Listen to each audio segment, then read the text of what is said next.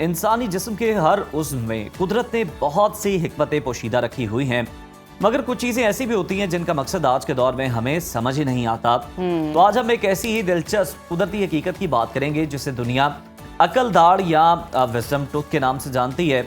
वही अकल दाढ़ जिसके बारे में अक्सर लोग ये सवाल करते हैं कि आखिर अकल दाढ़ होती क्यों है, इसका फायदा क्या है, और लोग कनेक्शन भी पैदा करते हैं अक्ल और दाढ़ के दरमियान। तो इसके हकीकत जो है और इस सवाल का जो जवाब है वो आज हम आपको देने वाले हैं।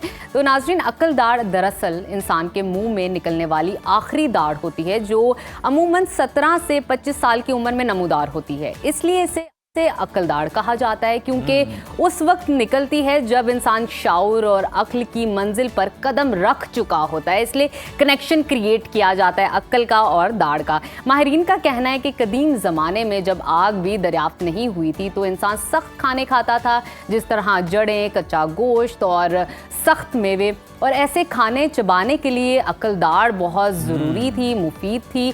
मगर जैसे जैसे आगे बढ़ता गया इंसान और तर्ज ज़िंदगी उसका बदल गया, आग दरियाफ्त होगी तब ग़ज़ाएँ नरम हो गई। इंसान की जो जड़ें थीं और जबड़े थे वो वक्त के साथ देर होते गए और आराम से निकलना शुरू हो गए क्योंकि अक्ल दाढ़ के लिए जगह भी कम हो गई थी। इसलिए आज के दौर में अक्ल दाढ़ अक्सर आप देखते हैं सूजन का बायस बन जाती है या वो दूसरे दांतों को डिस्टर्ब करने लग जाती है, उसकी वजह से दूसरे दांत टेढ़े मेढ़े होने लग जाते हैं। तो ये वाकयात बेसिकली अक्ल दाढ़ की वजह से आते हैं। और इंटरेस्टिंग रिसर्च ये कि जनाब दुनिया में 35% लोग ऐसे हैं जिनकी अकल दाढ़ कभी निकलती ही नहीं है जी।